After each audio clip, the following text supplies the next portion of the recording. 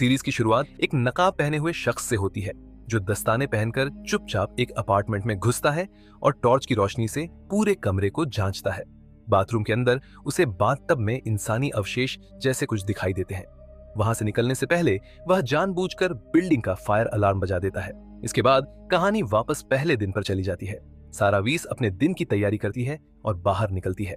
एक रेस्टोरेंट में Oliver Kennedy चुपचाप उसका पीछा करना शुरू कर देता है। जानबूझकर उससे टकराने के बाद दोनों के बीच बातचीत शुरू होती है। वे उसकी नासा बैकग्राउंड के बारे में बात करते हैं। ओलिवर उसे कॉफी के लिए आमंत्रित करता है और दोनों को पता चलता है कि उनके ऑफिस एक दूसरे के पास ही है। सारा बताती है कि वह हाल ही में बोस्टन आई है जहां उसे टेक सपोर्ट की नौकरी मिली है, जबकि ओलिवर कहता है कि वह भी कुछ महीने पहले ही आर्किटेक्चर की नौकरी के लिए यहां शिफ्ट हुआ है। दोनों एक दूसरे के नंबर एक्सचेंज करते हैं और दोबारा मिलने का प्लान बनाते हैं।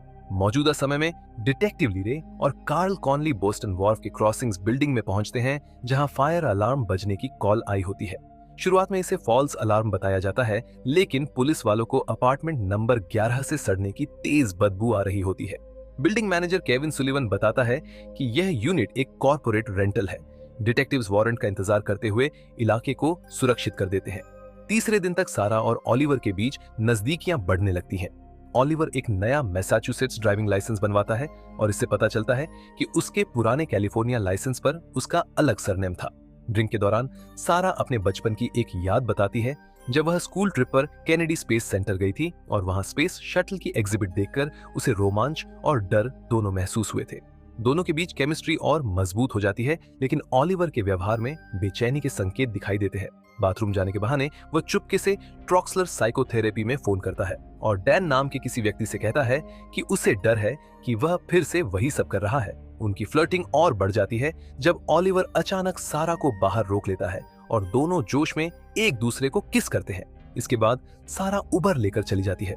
दूसरी तरफ जांच के दौरान ली फायर अलार्म की जांच करता है और आखिरकार अपार्टमेंट 11 खोलता है, जहां अंदर जाते ही उसे डरावनी बदबू महसूस होती है। कार्ल सीसीटीवी और पार्किंग रिकॉर्ड की जांच शुरू कर देता है ताकि वहां रहने वाले व्यक्ति की पहचान हो सके। चौथे दिन सारा अपने परिवार से बात करती है जो उसके नए शहर में रहने को लेकर चिंतित है। इसी बीच ओलिवर का सहकर्मी इलियट बेन उसे सलाह देता है कि उसे लोगों से मिलना जुलना चाहिए। इसके बाद ओलिवर सारा को मूवी देखने के लिए बुलाता है और फिर उसे एक कंस्ट्रक्शन साइट पर ले जाता है जहां वह एक बड़े इंडस्ट्रियल फैन का इस्तेमाल करके स्काई डाइविंग जैसा एहसास कराता है। रात के अंत में दोनों अपार्टमेंट 11 में वापस आते हैं और साथ में रात बिताते हैं।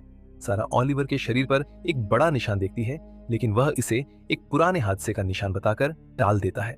देर रात उसका अजीब व्यवहार और घबराहट भरी बातें यह इशारा देती हैं कि उसके साथ कुछ गड़बड़ है। मौजूदा समय में ली और कार्ल को वारंट मिल जाता है और फोरेंसिक टीम अपार्टमेंट की जांच की तैयारी करती है। इसी दौरान कार्ल अपनी निजी समस्या से भी जूझ रहा होता है क्योंकि उसे एक परेशान करने वाले ऑनलाइन वीडियो में टैग किया गया है। अपार्टमेंट के अंदर ली को कुछ संदिग्ध चीजें मिलती हैं, जिनमें एक पैकेज भी होता है जिस पर अनऑर्गेनिक पैनिक लिखा होता है। 5वें दिन जेन मिलर नाम की एक महिला सारा को रोककर चेतावनी देती है कि ओलिवर वैसा नहीं है जैसा वह सोचती है। सारा शुरुआत में उसकी बात को नजरअंदाज कर देती है, लेकिन चुपके से जेन की तस्वीर खींच लेती है और बाद में अपनी नोटबुक में रखी संदिग्ध चीजों की तस्वीरों के साथ उसे देखने लगती है। कहानी फिर से पहले दिन पर लौटती है और इस बार पता चलता है कि सारा असल में आईने के सामने खड़ी होकर बातचीत की प्रैक्टिस कर रही थी और जानबूझकर ओलिवर से मिलने वाली उस इत्तेफाक वाली मुलाकात को प्लान कर रही थी। इससे साफ संकेत मिलता है कि शायद उनका पूरा रिश्ता शुरू से ही सोच समझकर बनाया गया था। इसके बाद सारा जानबूझकर उस दुकान पर जाती है जो ओलिवर के ऑफिस के पास है और सफलतापूर्वक उसका ध्यान अपनी ओर खींच लेती है, जिससे दोनों के बीच एक डेट तय हो जाती है। बाद में ओलिवर इंटरनेट पर उसके बारे में खोजता है, लेकिन उसे सिर्फ एक छोटा सा लिंक्डइन प्रोफाइल मिलता है। ऑफिस में उसका सहकर्मी इलियट बेन उससे बात करता है और एलिसन का जिक्र करते हुए ओलिवर के पिता की मेमोरियल सर्विस की बात भी छेड़ता है। मौजूदा समय में डिटेक्टिव कार्ल कॉनली और ली रियर्डन अपराध स्थल की जांच जारी रखते हैं। मेडिकल एग्जामिनर ऑटोप्सी को प्राथमिकता देता है, जबकि कार्ल बाथटब में ब्लीच और ओवन क्लीनर देखता है, जिसे लगता है कि सबूत मिटाने की कोशिश की गई थी। बिस्तर के पास से एक छोटी शीशी मिलती है जिसमें शायद कोई दवा है और उस पर एक लॉट नंबर साफ दिखाई देता है। जैसे जैसे यह मामला इंटरनेट पर फैलने लगता है और इसका अपना हैशटैग बन जाता है, डिटेक्टिव्स ये सोचने लगते हैं कि कहीं यह अपार्टमेंट किसी और को किराए पर तो नहीं दिया गया था। ली को एक मूवी टिकट भी मिलती है और वह कहता है कि गेस्ट रूम में रहने वाला व्यक्ति शायद युवा और देखने में बिल्कुल मासूम लगता है। 9वें दिन तक सारा जेन मिलर के बारे में और जानकारी जुटाने लगती है और साथ ही अपनी कुछ फोटो भी खुद ही प्लान करके खींचती है। तभी उसकी बहन उसे फोन करती है और उसे मेगन कहकर बुलाती है, जिससे साफ होता है कि सारा अपनी असली पहचान छिपा रही है। दूसरी तरफ ओलिवर को सारा की कुछ फ्लर्टी तस्वीरें मिलती हैं और वह उसके साथ लंच के लिए मान जाता है। खाने के दौरान वह उसके कपड़ों की तारीफ करता है और अपने अतीत की एक घटना बताता है जिसमें कोकीन से जुड़ा मामला था, लेकिन वह कहता है कि उसे आज तक समझ नहीं आया कि असल में हुआ क्या था। सारा को उस पर शक होने लगता है क्योंकि वह क्रेडिट कार्ड का इस्तेमाल करने से बचता है। ओलिवर फिर एक अजीब सा लंबा भाषण देता है कि उसे फाइनेंशियल सिस्टम पर भरोसा नहीं है और इसलिए वह अपने बैंक डिटेल्स को पूरी तरह सुरक्षित रखता है। जब ओलिवर उससे पूछता है कि इंटरनेट पर उसके बारे में इतना कम क्यों है, तो सारा वही पुरानी कहानी दोहराती है कि उसकी बहन की वजह से टुल्सा में उसकी पहचान चोरी हो गई थी। ओलिवर को अभी भी शक रहता है, लेकिन वह ज्यादा सवाल नहीं करता। रेस्टोरेंट से निकलने के बाद दोनों एक गली में चले जाते हैं और फिर उसी शाम दोबारा मिलने का प्लान बनाते हैं। सारा जल्दी से घर लौटती है और चुपके से अपने अपार्टमेंट की लकड़ी की पट्टियों को हटाकर उनमें से दीमक इकट्ठा करती है और उन्हें कहीं और छोड़ देती है। इसके बाद वह अलार्म सेट करती है, जिससे साफ लगता है कि वह आने वाले कीटनाशक वाले बहाने को पहले से तैयार कर रही है। मौजूदा समय में कार्ल सिस्टम में ओलिवर कैनेडी के बारे में जानकारी खोजने की कोशिश करता है। उसका बॉस कैमिल रूसो उसे पहले हुई एक घटना के लिए डांटता है जिसमें उसकी सर्विस पिस्टल शामिल थी। थका और परेशान कार्ल उससे कहता है कि वह उस संदिग्ध लाइसेंस प्लेट को चेक करे जिसे उसने पहले नोट किया था। इसी बीच थेरेपी सेशन में ओलिवर डैन ट्रॉक्सलर से कहता है कि शायद कोई यह जांचने की कोशिश कर रहा है कि क्या वह सच में ओलिवर सेंट लेजर है। डैन उसे सलाह देता है कि वह खुद को सुरक्षित रखे और शायद सारा के साथ रिश्ता खत्म कर दे, लेकिन ओलिवर इसके बजाय उस लिफाफे को जला देता है और सारा को तुरंत उसके साथ रहने के लिए बुला लेता है। इसके बाद सारा अपनी बहन शीला से बात करती है, जो उसे फिर मेगन कहती है। उनकी माँ कर्ज के कारण परिवार का घर खोने वाली होती है। सारा वादा करती है कि वह $10,000 का इंतजाम कर लेगी और कहती है कि वह लोगों से वह पैसा वसूल रही है जो उनके परिवार पर बकाया है। दूसरी तरफ डिटेक्टिव ली इलियट से ओलिवर के बारे में पूछताछ करता है और बताता है कि अस्पताल से चोरी हुई दवा प्रोपोफोल अपार्टमेंट 11 में मिली है और शायद उसका इस केस से संबंध है। इलियट घबराने लगता है और लगभग मान ही लेता है कि हाल ही में ओलिवर ने उससे मिलने की बात कही थी, लेकिन तभी कार्ल आ जाता है और बताता है कि ओलिवर कैनेडी उसका असली नाम नहीं है। ये सुनते ही इलियट चुप हो जाता है और कानूनी कार्रवाई की धमकी देने लगता है। 10वें दिन के अंत तक सारा ओलिवर के अपार्टमेंट में शिफ्ट होने लगती है। एक रात दोनों करीब आते हैं। उसके बाद ओलिवर उस छोटी शीशी से दवा निकालकर एक सिरिंज तैयार करता है और बाद में खुद को इंजेक्शन लगा लेता है। कुछ ही देर में वह बेहोश होकर गिर पड़ता है। जैसे ही ओलिवर बेहोश हो जाता है, सारा चुपचाप उठती है, अपनी नोटबुक देखती है और उसके सेफ का कोड खोलने की कोशिश करती है, जिससे साबित होता है कि उसका लंबा प्लान अब भी पूरी तरह चल रहा है। 11वें दिन सुबह ओलिवर से उस दवा के बारे में पूछती है जो उसने खुद को लगाई थी। ओलिवर बताता है कि उसका डॉक्टर उसे गंभीर अनिद्रा और चिंता के इलाज के लिए प्रोपॉल लिखता है और कहता है कि अगर वह लंबे समय तक सोता नहीं है तो उसे हल्यूसिनेशन होने लगते हैं। जब वह फोन लेने जाता है, सारा चुपचाप उसका पासकोड याद कर लेती है। मौजूदा समय में इलियट बेन गुस्से में ली रियर्डन से कहता है कि वह अली को अकेला छोड़ दे और फिर वहां से चला जाता है। उसकी प्रतिक्रिया से ली को यकीन होता है कि इलियट मानता है कि ओलिवर अभी भी जीवित है। 12वें दिन ओलिवर सारा को उसके ऑफिस तक छोड़ता है। वह कैजुअली अपने पुराने जॉब का जिक्र करती है, लेकिन जब ओलिवर ब्रांड को पहचानता है तो सारा झूठ बोल देती है। बाहर वह जेन मिलर को देखता है, लेकिन उसे पहचान नहीं पाता। ओलिवर के जाने के बाद सारा जेन को कड़ा चेतावनी देती है कि वह दूर रहे। फिर वह ऑफिस बिल्डिंग में जाती है, सिक्योरिटी से मिलती है और तुरंत पीछे की तरफ निकल जाती है, जिससे साफ होता है कि वह असल में वहां कभी काम नहीं करती थी। मौजूदा समय में कार्ल कॉनली सीपोर्ट सीसीटीवी देखता है और नकाबपोश घुसपैठिए को देखता है। दूसरी कैमरा फुटेज में ओलिवर और सारा को करीब 1 महीने पहले देखा जाता है, जब बिल्डिंग मैनेजर केविन सुलिवन भी वहां मौजूद था। कार्ल नोटिस करता है कि केविन के पैंट उस नकाबपोश शख्स की तरह है। केविन जल्दी से अपने पैर छुपा लेता है और ओलिवर को जानने से इनकार करता है, जिससे शक और बढ़ जाता है। इस बीच सारा अपनी बहन शीला से बात करती है और आखिरकार स्वीकार करती है कि उसका प्लान सेंट लेजर परिवार से पैसे लेने का है। शीला चिंतित होती है कि सारा बड़ा रिस्क ले रही है। काम पर इलियट ओलिवर की तारीफ करता है और उसे जल्दी जाने देता है। ओलिवर सारा को टेक ऑफिस से लेने जाता है, लेकिन पाता है कि वह वहां नहीं है। सारा जल्दी से वापस आती है, दिखावा करती है कि वह अंदर थी और गड़बड़ी को ऑकवर्ड तरीके से छुपा देती है। ऑलिवर मजाकिया अंदाज में पल को हल्का कर देता है और इलियट की कार में उसे घर छोड़ता है, सोचते हुए कि इलियट ने अपने पिता के लिए इतनी लंबी निष्ठा क्यों निभाई। मौजूदा समय में जांचकर्ता बाथटब में एक चांदी का स्टड पाते हैं। चीफ कैमिल रूसो ली को चेतावनी देती हैं कि इलियट ने कार्ल के खिलाफ शिकायत करने की धमकी पूरी कर दी है। रूसो यह भी बताती हैं कि वाइस ली के विटनेस लियोनस फिंच की जांच कर रहा है। ली कहती है कि उसने उसे सिर्फ एक टिप के जरिए देखा, लेकिन रूसो के पास तस्वीरें हैं जिसमें लियोनस और ली की कार कुछ हफ्ते पहले दिखाई देती है। फिर पता चलता है कि वह चांदी का स्टड सारा का है। इसके बाद ऑलिवर को एक और रहस्यमयी खत मिलता है जिसमें सिर्फ एक फोन नंबर होता है। वो कॉल करता है और तुरंत फोन काट देता है। दिखाई देने लग रहा है कि वह डर और तनाव में है। जैसे जैसे दिन बीते हैं उसकी अनिद्रा और बढ़ जाती है।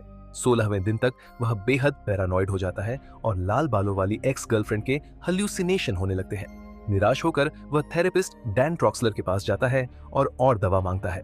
ऑलिवर कहता है कि उसने सारा के साथ रिश्ता खत्म कर दिया और कोई उसे स्टॉक कर रहा है।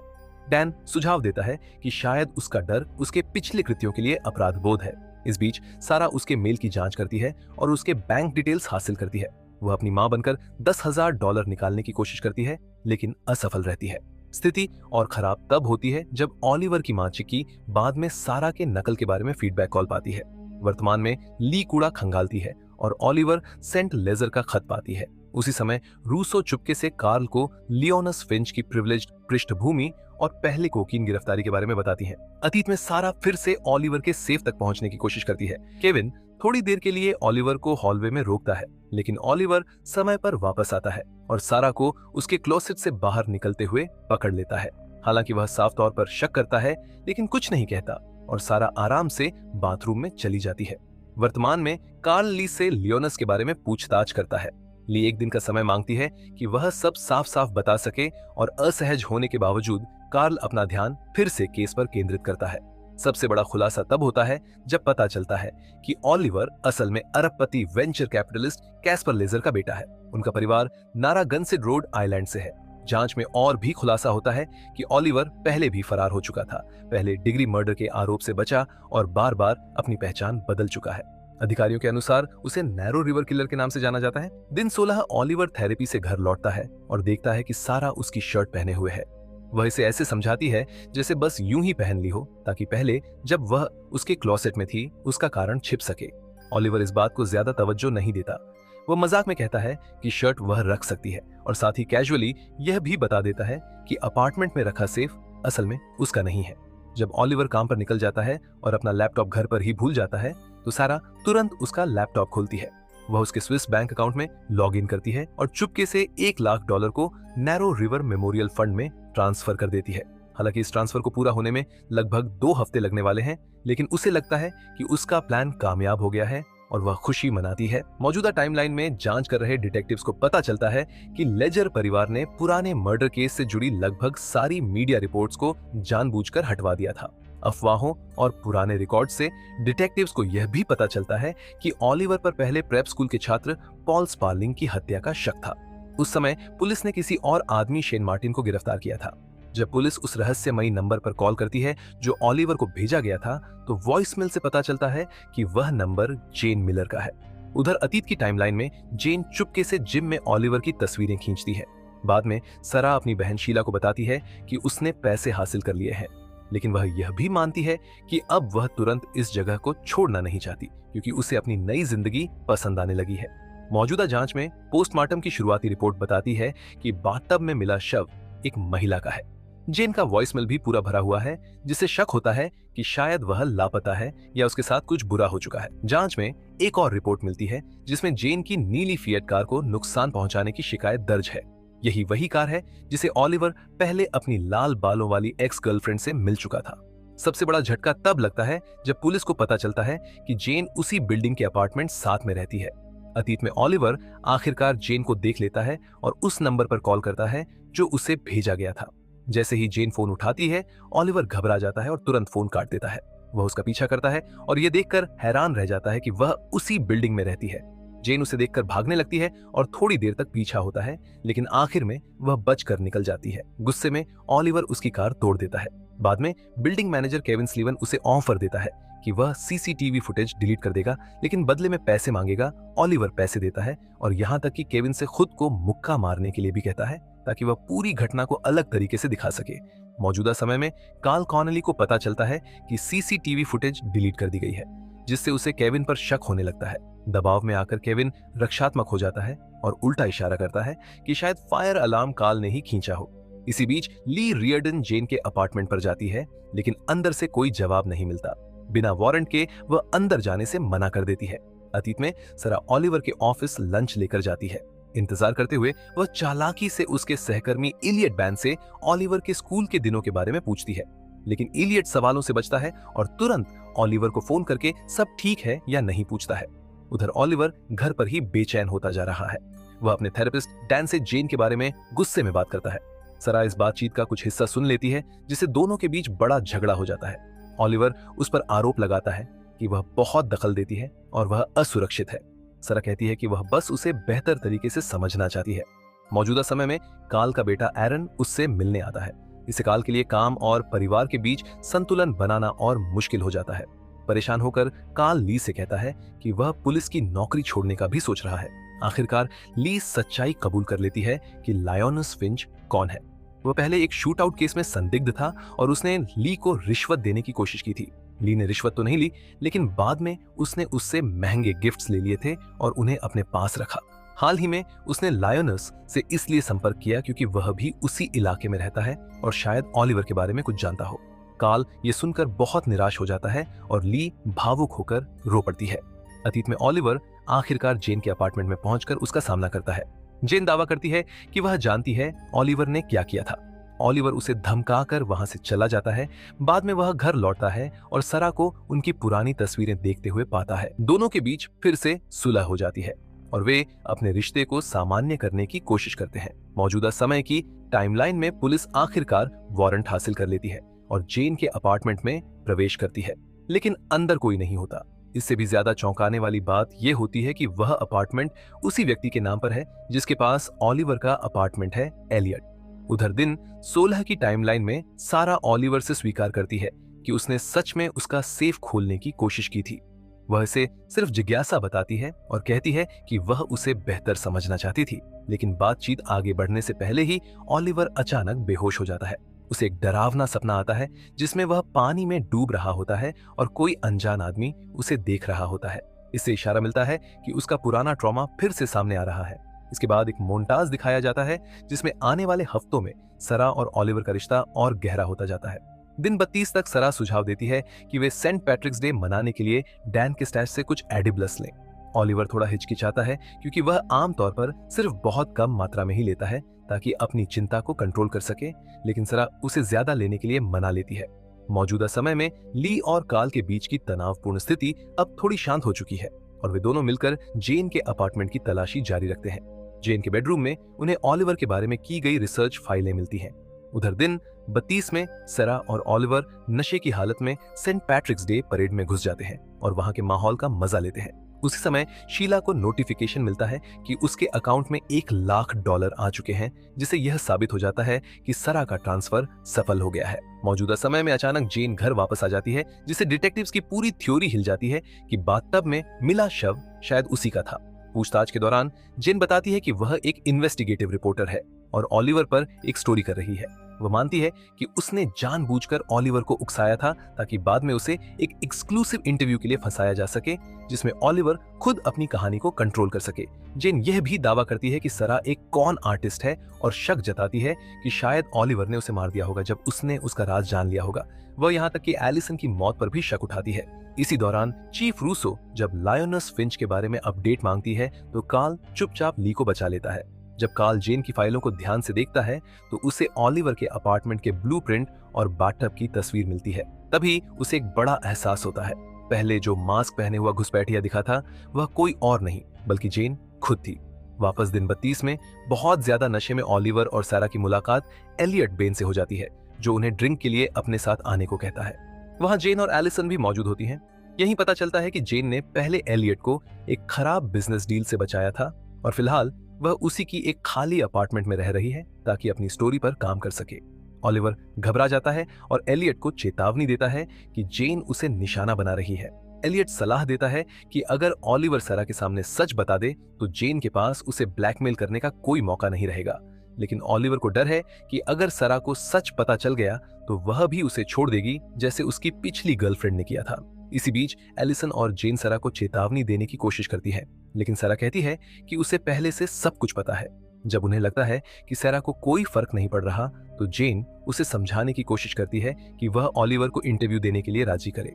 उसी समय शीला का फोन आता है और सारा बात करने के लिए बाथरूम में चली जाती है। ऑलिवर इस स्थिति को गलत समझ लेता है और घबराहट में डूब जाता है, जबकि एलियट उसे शांत करने की कोशिश करता है और वादा करता है कि वह जेन को संभाल लेगा। इस भावुक पल में ऑलिवर गलती से सोच लेता है कि एलियट उस पर कोई रोमांटिक कोशिश कर रहा है, जिससे एलियट असहज होकर तुरंत पीछे हट जाता है। बाद में एलियट एलिसन से बात करता है। एलिसन स्वीकार करती है कि उसी ने जेन को ऑलिवर के पीछे पड़ने के लिए उकसाया था, क्योंकि जेन का करियर रुक गया था। एलिसन साफ कहती है कि उसे ऑलिवर से नफरत है और एलियट पर आरोप लगाती है कि वह उसे सिर्फ इसलिए बचाता है क्योंकि उसके मन में अभी भी ऑलिवर के पिता कैस्पर सेंट लेजर से जुड़ी भावनाएं हैं। यहीं यह भी खुलासा होता है कि ऑलिवर एलियट का गॉडसन है। बाथरूम में जेन सरा और शीला की तनाव भरी फोन कॉल सुन लेती है। इस बातचीत में सरा इशारा करती है कि शायद अब उसके मन में सच में ऑलिवर के लिए भावनाएं पैदा हो रही हैं। ये सुनकर शीला घिन से फोन काट देती है। इसके बाद जेन सरा को घेर लेती है और धमकी देती है कि अगर उसने उसका साथ नहीं दिया तो वह उसकी सच्चाई सबके सामने ला देगी। जेन चाहती है कि सरा ऑलिवर के खिलाफ एक नकली इंटरव्यू दे, लेकिन सरा गुस्से में जेन का गला दबा देती है और उसे चेतावनी देती है कि वह उससे दूर रहे। बाहर आने पर सरा देखती है कि ऑलिवर को एक गंभीर पैनिक अटैक आ रहा है। वह उसे सांस लेने की तकनीक और ब्राउन नॉइज से शांत करने में मदद करती है। जब ऑलिवर की आंखें बंद होती हैं और वह ठीक से सुन नहीं पा रहा होता, तभी सरा पहली बार सच बोलती है और खुलासा करती है कि नैरो रिवर के असली मर्डर में किसी न किसी तरह वह खुद भी शामिल थी। वह यह भी मानती है कि अगर ऑलिवर ने उस पर भरोसा किया होता तो शायद वह उसे सच में समझ पाती। सरा यह तक कह देती है कि शायद वह उससे प्यार भी करने लगी थी, लेकिन जैसे ही ऑलिवर अपनी आंखें खोलता है, सरा वहां से जा चुकी होती है। अभी भी सदमे में डूबा ऑलिवर बाहर आता है और उसकी मुलाकात एलिसन से हो जाती है। दोनों के बीच बहस शुरू हो जाती है। एलिसन ऑलिवर और उसके पिता पर आरोप लगाती है कि वे हमेशा एलियट की वफादारी का फायदा उठाते आए हैं। ऑलिवर जवाब में कहता है कि एलिसन बस उससे जलती है। गुस्से में एलिसन वहां से चली जाती है और ऑलिवर उसके पीछे जाता है। तभी अचानक सड़क पर एक ट्रक एलिसन को टक्कर मार देता है। उधर अतीत की टाइमलाइन में सरा घर लौटती है और अपना सामान पैक करने लगती है। वो शीला को मैसेज करती है, लेकिन शीला उसे नजरअंदाज कर देती है और खुद बॉस्टन की तरफ निकल पड़ती है। मौजूदा समय में जेन को घर में घुसने के आरोप में गिरफ्तार कर लिया जाता है। कार्ल ली से कबूल करता है कि उसने लियोनस फिंच के मामले में उसे बचाने के लिए झूठ बोला था। ये सुनकर ली भावुक हो जाती है, लेकिन तभी मेडिकल एग्जामिनर एक बड़ा ट्विस्ट देता है। शुरुआती ऑटोप्सी रिपोर्ट बताती है कि बाथटब में मिला शव शायद किसी पुरुष का है, ना कि महिला की। दूसरी तरफ ली को लियोनस फिंच के साथ कार में जाते हुए दिखाया जाता है, जिससे उसके फैसलों पर फिर से सवाल उठने लगते हैं। अतीत में सारा जाने की तैयारी कर रही होती है, तभी ऑलिवर घर पहुंच जाता है और कहता है कि वह अब सच बताने के लिए तैयार है। ऑलिवर उसे अपने स्कूल के दिनों की एक दर्दनाक याद बताता है। वह कहता है कि वह पॉल स्पार्लिंग और शेन मार्टिन के साथ पढ़ता था। पॉल बहुत आत्मविश्वासी था और ऑलिवर को हमेशा लगता था कि वह उसके सामने कम है। उनकी दोस्ती मजबूत और तनाव से भरी थी। एक दिन शेन और पॉल के बीच भयंकर लड़ाई हो गई, जो अंत में पॉल के डूबने से मौत पर खत्म हुई, जबकि ऑलिवर वहां खड़ा कुछ नहीं कर सका। लेकिन सारा इस कहानी पर यकीन नहीं करती। वह ऑलिवर पर झूठ बोलने का आरोप लगाती है और गुस्से में वहां से चली जाती है, जबकि ऑलिवर समझ ही नहीं पाता कि उसने क्या गलत किया। मौजूदा समय में ली लियोनस से मिलने जाती है। उसी दौरान कार्ल उसे फोन कर बताता है कि मृतक एक पुरुष है। ली का ध्यान भटक जाता है और कार्ल को उस पर शक होने लगता है, इसलिए वह उसकी लोकेशन ट्रैक करने लगता है। उधर दिन 32 की टाइमलाइन में सारा अपने अपार्टमेंट लौटती है तो वहां शीला बंदूक लेकर उसका इंतजार कर रही होती है। शीला कहती है कि वह इस पूरी योजना का हिस्सा कभी बनना ही नहीं चाहती थी और उसे यह पसंद नहीं कि सारा अब ऑलिवर के करीब हो गई है। सारा कहती है कि ऑलिवर पहले ही अकेलेपन और अपराध बोध में जी रहा है, लेकिन शीला का कहना है कि यह काफी नहीं है। वह चेतावनी देती है कि अगर उन्होंने सारे ढीले सिरों को खत्म नहीं किया तो सारा का धोखाधड़ी सामने आ सकता है। सारा वादा करती है कि वह सब संभाल लेगी, लेकिन शीला को उस पर भरोसा नहीं होता। दूसरी तरफ चिकी ऑलिवर को फोन करके एलिसन के बारे में गॉसिप करती है, जिसे वह कभी पसंद नहीं करती थी। ऑलिवर खुद को और भी ज्यादा अकेला महसूस करता है और चाहता है कि चिकी मेमोरियल में आए, लेकिन वह मना कर देती है। मौजूदा समय में ली लियोनस से रिश्ता खत्म करने की कोशिश करती है, लेकिन लियोनस अचानक हिंसक हो जाता है और उसका गला दबाने लगता है। तभी कार्ल समय पर पहुंच जाता है और उसे अलग कर देता है। लियोनस वहां से जाते हुए संतुष्ट दिखता है, जैसे वह चाहता था कि कार्ल सच्चाई जान ले। कार्ल गुस्से में ली का सामना करता है और उस पर आरोप लगाता है कि उसने उसका इस्तेमाल किया, उससे झूठ बोला और अपनी जिंदगी को बेहतर महसूस करने के लिए उसकी जिंदगी को छोटा दिखाया। ली माफी मांगती है और खुद को दोष देने लगती है। उसी दौरान कार्ल को एक सोने की चेन दिखाई देती है और वह चुपचाप उसे अपनी जेब में रख लेता है। दिन 33 पर एक नई चिंता सामने आती है। सारा अचानक गायब हो जाती है। ऑलिवर उसे ढूंढने निकलता है, लेकिन उसे सिर्फ उसका वर्क बैज मिलता है। एक पड़ोसी बताता है कि वहां कभी कोई कीटनाशक प्रक्रिया की ही नहीं थी, जिससे ऑलिवर को और शक होने लगता है। जब ऑलिवर सेरा के ऑफिस जाता है तो उसे पता चलता है कि वह वहां काम ही नहीं करती थी। उधर सेरा की माँ क्रिस्टी टैरो कार्ड रीडिंग कर रही होती है और अपनी बेटी के लिए एक चेतावनी भरा मैसेज छोड़ती है, क्योंकि उसे लगता है कि जल्द ही कुछ बुरा होने वाला है। इसी बीच शीला गुस्से में डैन के ऑफिस पहुंच जाती है। वह वहां एक मरीज के सामने ही हंगामा कर देती है और डैन पर आरोप लगाती है कि वह ड्रग्स पर जीने वाला परजीवी है। वह उसे याद दिलाती है कि उनके बीच रिस्ट्रेनिंग ऑर्डर है और सख्ती से कहती है कि वह ऑलिवर को सारा से दूर रखे। ये सुनकर डैन हैरान रह जाता है कि शीला इस पूरे मामले में कितनी गहराई से शामिल है। दूसरी तरफ वेस्टबेरी बार में, जहां ऑलिवर और सारा की पहली डेट हुई थी, सारा अकेली बैठकर शराब पी रही होती है और साफ दिख रहा होता है कि वह अंदर से टूट रही है। वह एक अजनबी से बात करते हुए कबूल करती है कि वह खुद को बेबस महसूस कर रही है और इस दुविधा में फंसी है कि उसे ऑलिवर को नुकसान पहुंचाना चाहिए या खुद को। वह महिला धीरे धीरे उसे समझाती है कि उसकी ठंडी और चालाक दिखने वाली बाहरी छवि के पीछे वह असल में दिल से एक अच्छी इंसान है। मौजूदा जांच में पुलिस को शक होने लगता है कि शायद ऑलिवर ही असली विक्टिम हो, इसलिए वे उसके पुराने दुश्मनों की जांच करने का फैसला करते हैं, जिनमें पॉल की मां भी शामिल है। जब ली और कार्ल रोड आइलैंड की तरफ जा रहे होते हैं, तब भी दोनों के बीच तनाव बना रहता है। उधर दिन 33 की टाइमलाइन में ऑलिवर अपने अपार्टमेंट में सारा के सामान को खंगाल रहा होता है। तभी उसे दोनों की एक साथ वाली फोटो मिलती है। उस फोटो को देखकर उसे याद आता है कि सारा उसके साथ उत्तर में कहीं नई जिंदगी शुरू करने का सपना देखती थी। ये याद आते ही ऑलिवर भावुक होकर टूट जाता है। तनाव में वो खुद को दवा देकर शांत करने की कोशिश करता है, लेकिन तभी उसे बिस्तर के नीचे सारा की छिपी हुई नोटबुक मिल जाती है। मौजूदा समय में डिटेक्टिव्स पॉल के घर पहुंचते हैं। दरवाजा मिसेस स्पार्लिंग खोलती है, जिससे साफ हो जाता है कि वह क्रिस्टी नहीं है। फिर कहानी वापस दिन 33 पर लौटती है। ऑलिवर शॉवर में खड़ा खुद को संभाल रहा होता है कि तभी उसे डैन का फोन आता है। डैन घबराकर एक बड़ा सच बताता है। सेरा का असली नाम मेगन मार्टिन है और वह शेन मार्टिन की बहन है। ये सुनकर ऑलिवर सदमे में चला जाता है और बेहोश हो जाता है। कुछ देर बाद सेरा वहां आती है, फोन उठाकर डैन से कहती है कि अब ऑलिवर को सब पता चल गया है और फोन काट देती है। इसके बाद कहानी 16 साल पहले के फ्लैशबैक में चली जाती है। उस समय ऑलिवर और शेन बहुत अच्छे दोस्त थे, लेकिन दोनों की जिंदगी मुश्किलों से भरी थी। ऑलिवर को लगता था कि उसका परिवार उसे नजरअंदाज करता है, जबकि शेन गरीबी और पारिवारिक समस्याओं से जूझ रहा था। शेन ने अपने साथ पॉल को भी जोड़ लिया, हालांकि ऑलिवर उसे पसंद नहीं करता था। पॉल का स्वभाव बहुत खराब था और वह हमेशा दोनों को उकसाता रहता था। एक दिन उसने शेन की मां का अपमान कर दिया, जिससे झगड़ा भड़क गया। लड़ाई के दौरान पॉल शेन को नदी में डुबाने लगता है। ऑलिवर उसे बचाने के लिए कूदता है, लेकिन संघर्ष में दोनों पानी के नीचे चले जाते हैं और आखिरकार पॉल की मौत हो जाती है। डरे हुए ऑलिवर शेन को घर छोड़कर कहता है कि वे इसे सेल्फ डिफेंस बताकर सच बता देंगे, लेकिन शेन उसे चुप रहने के लिए मना लेता है।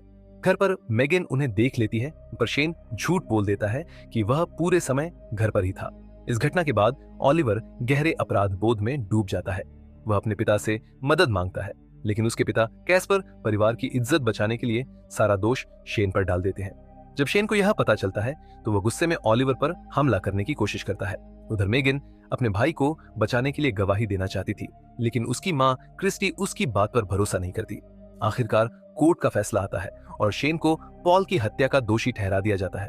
इस घटना के बाद ऑलिवर मानसिक रूप से टूट जाता है। स्कूल काउंसलर डैन उसकी मदद करने का नाटक करता है और ऑलिवर के पिता से हर महीने पैसे लेता है, लेकिन असल में वह ऑलिवर की कमजोरी का फायदा उठाता है। ऑलिवर अंत में शेन को सच बताने के लिए एक कबूलनामे का पत्र लिखता है, लेकिन भेज नहीं पाता। डैन कहता है कि वह यह पत्र शेन तक पहुंचा देगा, मगर वह ऐसा नहीं करता। उल्टा वह शेन को इशारा देता है कि अगर कोई दोषी व्यक्ति अपील से पहले मर जाए तो केस खत्म हो जाता है। इस बात का असर होता है और कुछ समय बाद शेन आत्महत्या कर लेता है। मार्टिन परिवार पूरी तरह टूट जाता है। शीला गुस्से में डैन पर आरोप लगाती है कि उसी ने शेन को मरने पर मजबूर किया। डैन उसके खिलाफ रिस्ट्रेनिंग ऑर्डर लगवा देता है। बाद में मेगन शीला को सारा सच बताती है और पछतावा जताती है। शीला कड़वाहट से कहती है कि शायद सच सामने आता भी तो ओलिवर के परिवार के पैसों के आगे दब जाता। और यहीं से कहानी फिर से मौजूदा टाइमलाइन की तरफ लौटने लगती है। ली और कार्ल मार्टिन परिवार के घर पहुंचते हैं। अब उन्हें पता चल चुका है कि सारा का असली नाम मेगन है, लेकिन शीला कहती है कि उसे नहीं पता उसकी बहन कहाँ है और वह वापस आएगी या नहीं। उधर डे 33 की टाइमलाइन में ओलिवर होश में आता है और आखिरकार सारी सच्चाई समझ जाता है। सारा मानती है कि शुरुआत में उसका इरादा ओलिवर को नुकसान पहुंचाने का था, लेकिन बाद में उसने अपना फैसला बदल दिया क्योंकि उसने देखा कि ओलिवर सालों से गिल्ट और अकेलेपन के साथ जी रहा है। एक छोटे से फ्लैशबैक में पता चलता है कि सारा पहले ही शीला की बंदूक फेंक चुकी थी। ओलिवर दिल से माफी मांगता है कि उसने इतने सालों तक सच छुपाया और मानता है कि शेन के साथ जो हुआ वह गलत था। सारा उसकी माफी स्वीकार कर लेती है और दोनों एक दूसरे से अपने प्यार का इजहार करते हैं। मौजूदा समय में जांच अधिकारी तय करते हैं कि अगला कदम सारा की लोकेशन ढूंढना होगा, लेकिन तभी अचानक कोई उनकी कार की खिड़की तोड़कर भाग जाता है, जिससे मामला और रहस्यमय हो जाता है। इसके बाद कहानी 137 दिन पहले चली जाती है। उस समय मार्टिन परिवार का घर बैंक के कर्ज के कारण खतरे में था। क्रिस्टी और शीला पैसों को लेकर परेशान थीं, जबकि सारा चुपचाप अपनी लंबी योजना बना रही थी। शेन की पुरानी ईयरबुक से उसे पता चलता है कि ओलिवर को नासा और अंतरिक्ष में दिलचस्पी है। वह पहले उसे ऑनलाइन ट्रैक करती है, फिर असल जिंदगी में फॉलो करती है और अंत में बॉस्टन शिफ्ट हो जाती है। नकली पहचान बनाकर वह जानबूझकर ग्रोसरी स्टोर में ओलिवर से मुलाकात करती है, जहां से उनकी कहानी शुरू होती है। मौजूदा टाइमलाइन में ली को एहसास होता है कि लायनस ने उस पर हमला किया था और अब उसे डर है कि वह उसे नुकसान पहुंचा सकता है। कार्ल उसकी सुरक्षा को लेकर चिंतित हो जाता है। उधर डे 34 में सारा और ओलिवर नई शुरुआत करने की कोशिश करते हैं। तभी डैन वहां पहुंच जाता है और सारा को देखकर चौंक जाता है। अकेले में वह ओलिवर को फिर सारा को छोड़ने के लिए उकसाता है, लेकिन इस बार ओलिवर उसकी चाल समझ जाता है और उससे रिश्ता खत्म करना चाहता है। डैन तुरंत पलटवार करता है और बताता है कि उसके पास ओलिवर का पुराना कन्फेशन लेटर है, जिसमें पॉल की मौत का सच लिखा है।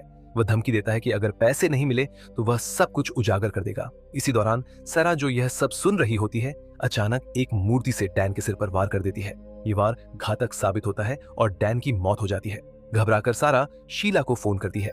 शीला उसे सलाह देती है कि वे जल्दी से लाश को गायब करके जांच को भ्रमित कर सकते हैं। दोनों मिलकर सीन को इस तरह सेट करते हैं कि पुलिस भ्रमित हो जाए। सारा अपनी ईयरिंग बाथटब में छोड़ देती है ताकि टाइमलाइन उलझ जाए।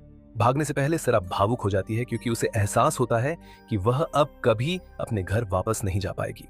ओलिवर उसे अपने सेफ के सारे पैसे दे देता है और कहता है कि वह आखिरी बार शीला से मिल ले। सारा और शीला की मुलाकात भावुक होती है। सारा उसे ओलिवर के कन्फेशन लेटर और डैन की सच्चाई बताती है। उधर ओलिवर एलियट से मिलकर उसे धन्यवाद देता है और स्वीकार करता है कि उसे लगता है कि वह हर चीज बर्बाद कर देता है। वह आत्मसमर्पण करने का सोचता है, लेकिन इलियट उसे रोकता है। आखिरकार ओलिवर सारा को चुनता है। मौजूदा समय में पोस्टमार्टम रिपोर्ट से पता चलता है कि बाथटब में मिला शव डैन ट्रॉक्सलर का है और उसकी मौत कई हफ्ते पहले हुई थी। सीसीटीवी में उसे अपार्टमेंट 11 में जाते देखा गया था, इसलिए शक सारा और ओलिवर पर जाता है। कार्ल और ली इस बात पर बहस करते हैं कि घातक वॉर किसने किया। ली को यकीन है कि सारा ने ओलिवर को बचाने के लिए ऐसा किया।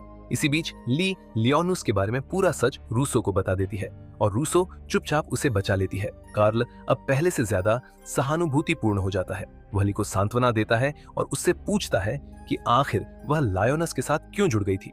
ली स्वीकार करती है कि वह उस समय अपनी जिंदगी में पूरी तरह बिखर चुकी थी और खुद से ही नफरत करने लगी थी। कार्ल उसकी हालत समझता है। फिर कार्ल बताता है कि उसके पास लायोनस का नेकलेस है और वह इसके जरिए एक योजना बनाना चाहता है। केविन की मदद से कार्ल धीरे धीरे शक की सुई लायोनस की तरफ मोड़ने लगता है। वह लोगों को इशारा देता है कि लायोनस का डैन के ड्रग्स वाले काम से कोई न कोई संबंध था। कुछ ही समय बाद कार्ल और ली को उनके निजी संबंधों की वजह से आधिकारिक तौर पर केस से हटा दिया जाता है, लेकिन थोड़ी देर बाद नया डिटेक्टिव उस सबूत को ढूंढ निकालता है जो कार्ल ने छुपा कर रखा था, लायोनस का नेकलेस। कार्ल की चाल काम कर जाती है। लायोनस को डैन की हत्या के आरोप में गिरफ्तार कर लिया जाता है और इस तरह ली के लिए खतरा खत्म हो जाता है। दूसरी तरफ सारा अपनी मां को एक भावुक चिट्ठी के साथ पैसे भेजती है।